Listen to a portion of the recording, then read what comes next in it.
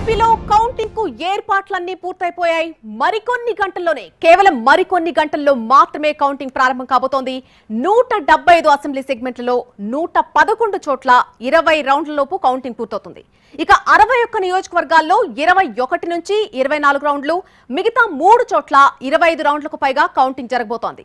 111 నియోజకవర్గాల్లో మధ్యాహ్నం 2 గంటల్లోపు, 61 నియోజకవర్గాల్లో సాయంత్రం 4 గంటల్లోపు, మరొక 3 నియోజకవర్గాల్లో మాత్రం సాయంత్రం 6 ఓట్ల లెక్కింపు అనేది పూర్తయిపోతుంది. అయితే తొలి ఫలితం ఏ నియోజకవర్గం, చివరిగా ఏ నియోజకవర్గాల ఫలితాలు వస్తాయనే చర్చ జరుగుతోంది.